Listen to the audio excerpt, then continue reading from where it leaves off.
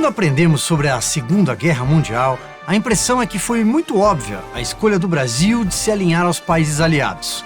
Mas a decisão de lutar ao lado do Reino Unido, dos Estados Unidos e da União Soviética, que naquele momento enfrentavam o eixo formado pela Alemanha nazista, a Itália fascista e o Japão, guarda detalhes que nem sempre são lembrados.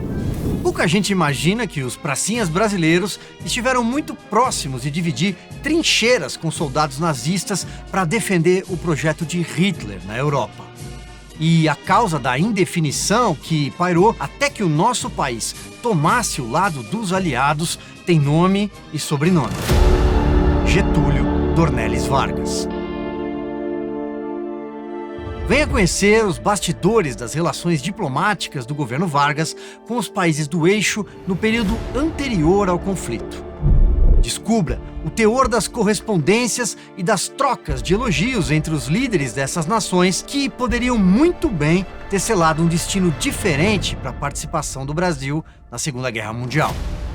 Entenda também porque hoje o Brasil de Lula pode estar num momento parecido com aquele, mas desta vez com grande chance de ficar do lado errado da história.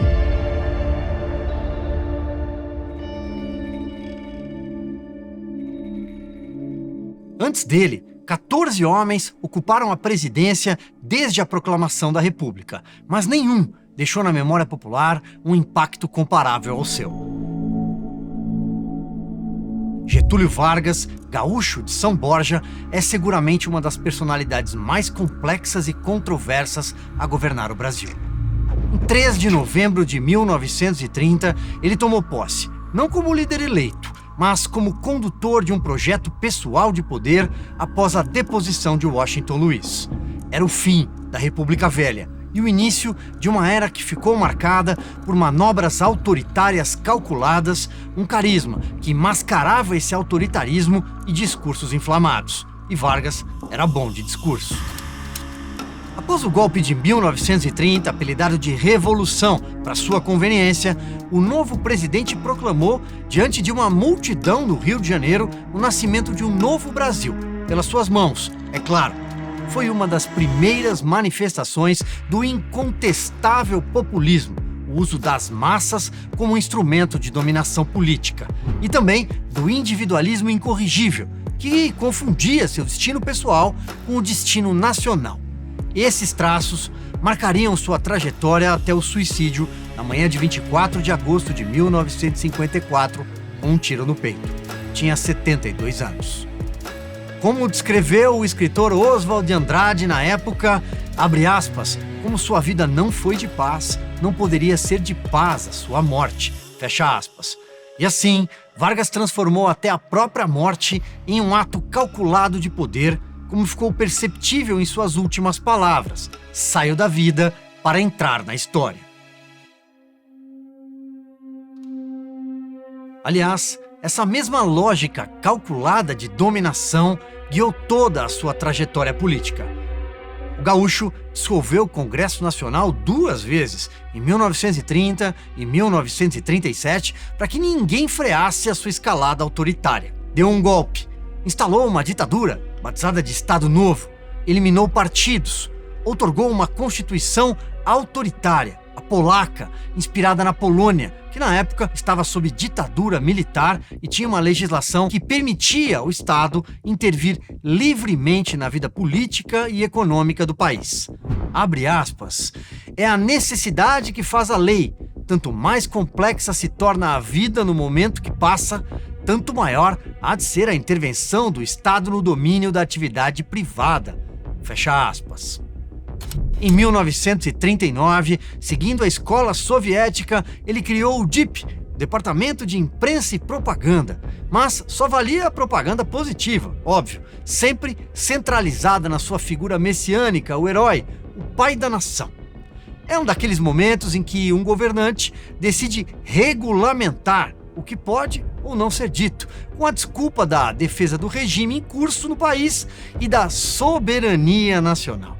O mais importante para ele era o monopólio da informação permanecer nas mãos do Estado, doa a quem doer. O Arquivo Público da Rádio Câmara, em Brasília, descreve este departamento como, aspas, um poderoso instrumento de censura.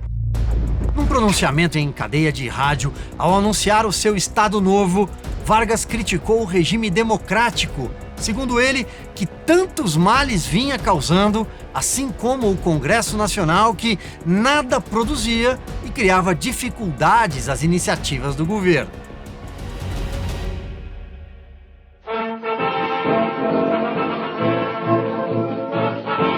O rádio sempre foi uma ferramenta importante no varguismo. Nos anos 30, o que hoje é conhecido como a Voz do Brasil no rádio só divulgava os atos do presidente. Era chamada de Programa Nacional. Mas a estratégia de Vargas não era nova.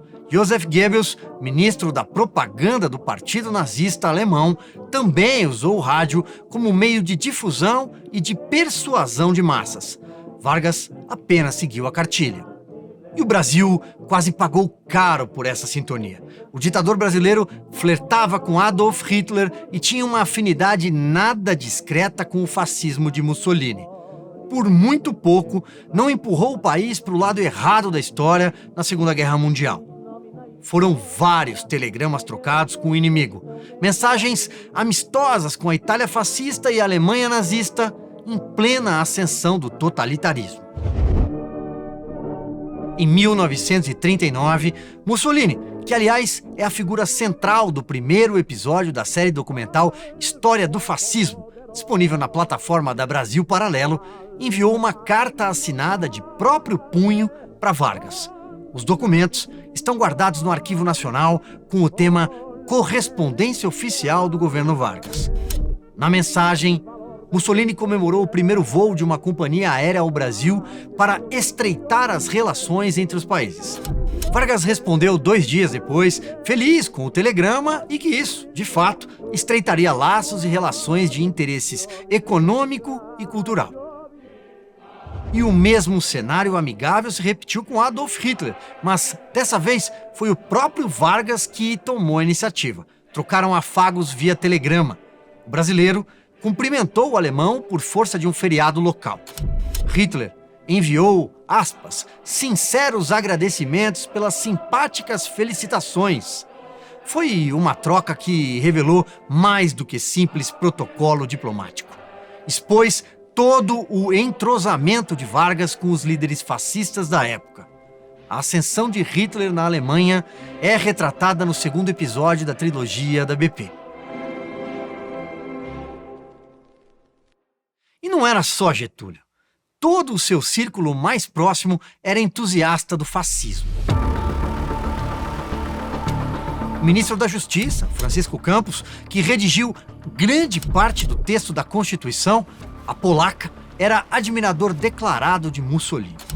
O maior entusiasta do eixo talvez fora o ex-senador Filinto Miller, que chefiou a polícia de Vargas. Ele tinha simpatia por Hitler. Os arquivos do Senado, casa que tem em uma das alas batizada com o nome de Filinto Miller, mencionam as relações dele com o nazismo. O texto diz que, em 1937, durante o auge da popularidade do Führer, Miller visitou a Alemanha, onde se encontrou com o chefe da polícia nazista Heinrich Himmler. Ele só perdeu prestígio quando o Brasil rompeu o diálogo com o eixo. Foi demitido depois que tentou impedir uma passeata no Rio de Janeiro a favor dos aliados na guerra. Outros nomes que tinham simpatia com fascistas e nazistas eram os generais Góes Monteiro e Eurico Gaspar Dutra. No começo do Estado Novo, o exército brasileiro usava armamentos de fabricação alemã. Há várias citações nos arquivos de grandes jornais do país. A Folha de São Paulo, por exemplo, diz que Góes Monteiro chegou a ser condecorado pelo embaixador alemão durante a guerra. A simpatia e o alinhamento não ficavam só na retórica. Em 1939, Getúlio Vargas recebeu oficiais fascistas italianos no Palácio do Catete, no Rio de Janeiro.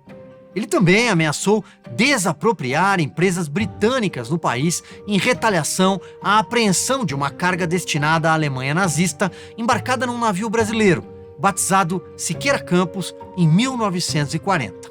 E pior, proibiu fugitivos do Holocausto de buscar abrigo no Brasil. Ele orientava diplomatas a não conceder vistos a judeus. Filinto Miller, de quem falávamos há pouco, chegou a ser cúmplice direto da máquina de perseguição nazista. Em setembro de 1936, atuou na deportação da judia alemã Olga Benário. Ela foi entregue à Gestapo, mesmo grávida. Olga era a mulher do líder comunista Luiz Carlos Prestes. Durante anos, ela tentou esconder seu verdadeiro nome, mas Filinto Miller conseguiu que o Itamaraty trocasse informações com a Gestapo. O desfecho foi trágico. Olga deu à luz a filha na prisão e pouco depois foi separada à força dela. A menina ficou sob custódia da polícia nazista até ser entregue à avó paterna.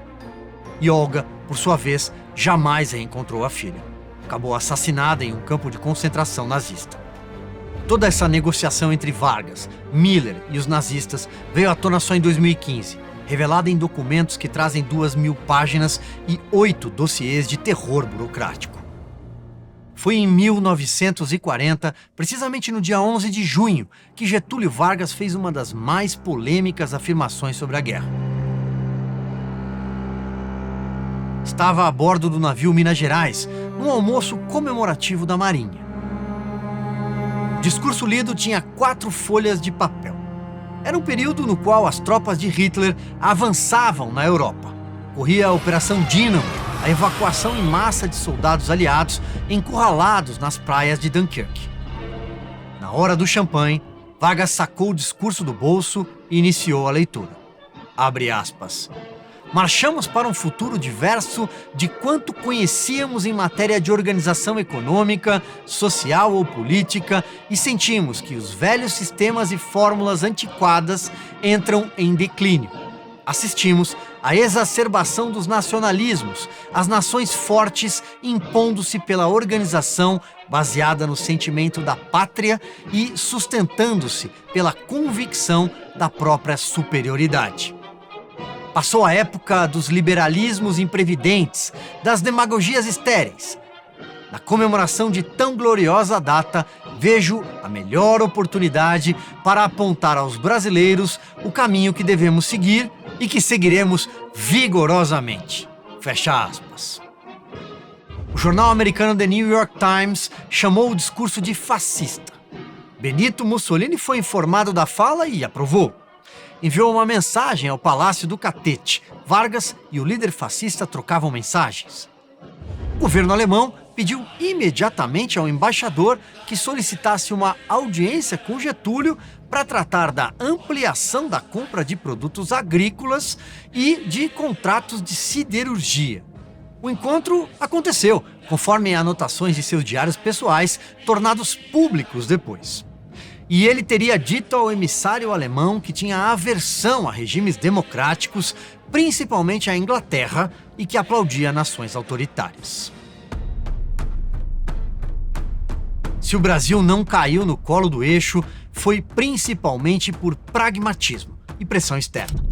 Oswaldo Aranha, o habilidoso e ponderado ministro de Relações Exteriores, se esforçava para contrabalancear o ímpeto de Vargas, recomendando cautela, porque o discurso fora interpretado como um aceno ao eixo. É importante frisar que o Brasil negociava com os dois lados, e Aranha, que fora embaixador dos Estados Unidos, fazia o contraponto às tratativas com os países do eixo. Mas a conta só fechou quando os Estados Unidos da América entraram na guerra depois do ataque aéreo japonês à base de Pearl Harbor. Pesou uma negociação econômica pragmática para financiar obras de infraestrutura. O melhor negócio foi o financiamento do governo americano para as obras da Companhia Siderúrgica Nacional, a CSN, em Volta Redonda, o berço da industrialização brasileira. O presidente Franklin Roosevelt visitou o Brasil. Os Estados Unidos tinham interesse em montar bases navais do Nordeste brasileiro, principalmente em Natal, no Rio Grande do Norte. Ou seja, foi a promessa de gordos financiamentos que empurrou Vargas para o campo aliado. Outro dado importante: no mesmo período, o submarino alemão U-432 afundou o navio mercante brasileiro Buarque na costa americana. Depois, outros navios brasileiros também foram atacados no auge do combate. Nossa vitória final, que é a mira do meu fuzil, a ação do meu borral, a arma do meu cantil, as asas do meu ideal, a glória do meu Brasil.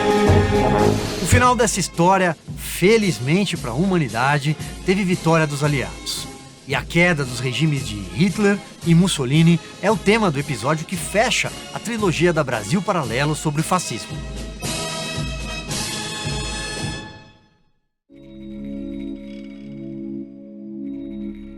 Em sua carta de despedida da vida, Getúlio Vargas disse que entraria na história. Entrou, é fato. Afinal, foi o presidente que passou mais tempo no poder. E, diante do atual cenário, esperamos que ele continue sendo o dono dessa marca. Se Vargas aprendeu com Goebbels a força da propaganda e admirou a liderança de Hitler e Mussolini, ele também criou a sua própria cartilha de poder, copiada por outros que o seguiram. Não foi por acaso que, décadas mais tarde, Lula e o PT adotariam o título pai dos pobres em suas campanhas. O tom messiânico e o populismo escancarado eram as marcas de Vargas. Ele recebia centenas de cartas de pessoas pedindo que fosse padrinho de seus filhos, conforme constam no Arquivo Nacional. Getúlio estatizou o solo brasileiro. O Estado ficou mais inchado. Criou burocracias trabalhistas em vigor até hoje, CLT, inspirada na Carta del Lavoro de Mussolini. Foi também ele que inaugurou a Petrobras com o slogan "O petróleo é nosso", em 1953. Meio século depois, o slogan foi ressignificado pelo PT e Lula da Silva. Mas essa é outra história que, aliás, tentam apagar a jato. Dessas curiosidades da vida, quando passou 580 dias preso por condenação de corrupção em Curitiba, no Paraná, Lula da Silva disse em entrevista que leu a trilogia de Getúlio. Antes disso, aliás, o petista já havia se encontrado com o autor da obra. É importante lembrar que eu nasci na política criticando Getúlio por conta da estrutura sindical, que era cópia fiel da Carta de Lavoro de Mussolini. É importante lembrar. Mas hoje eu tenho compreensão da importância que o Getúlio teve para esse país, gente. Quem não tiver, leia a biografia do Lira Neto sobre o Getúlio, que você vai aprender. Nem Vargas, nem Lula nunca foram contra que narrassem sua trajetória. Há uma porção de livros, mas desde que falassem bem deles. Coincidências. As similaridades entre os dois populistas não param por aí. Ambos negociaram e tentaram jogar o Brasil no campo econômico e ideológico minado. O eixo hoje mudou. China, Rússia, os ayatolás do Irã. E, guardadas as devidas diferenças dos momentos históricos, Lula parece que já escolheu em qual trincheira quer ficar no embate atual. Antes da eleição nos Estados Unidos, o presidente brasileiro classificou que uma vitória de Trump seria a volta do fascismo, do nazismo, com outra cara. Pois Trump venceu. E, desde então, há uma coleção de declarações e medidas anti-americanas por parte do governo petista. E também uma série de posicionamentos pró-China, Rússia e Irã.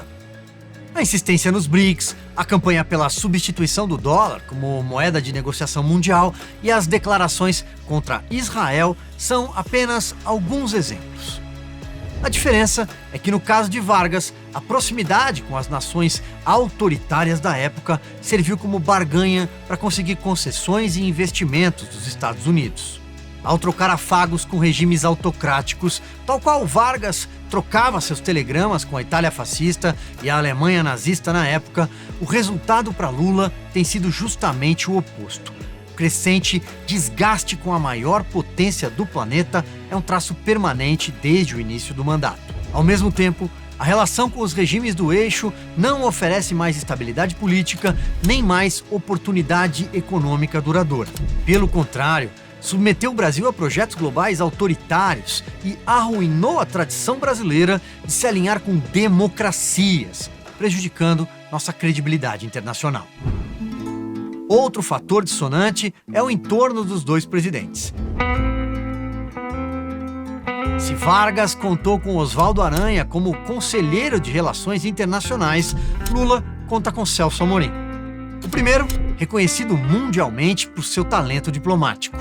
O segundo é autor de um prefácio num livro elogioso ao Hamas e também pela simpatia a diversas ditaduras espalhadas pelo mundo.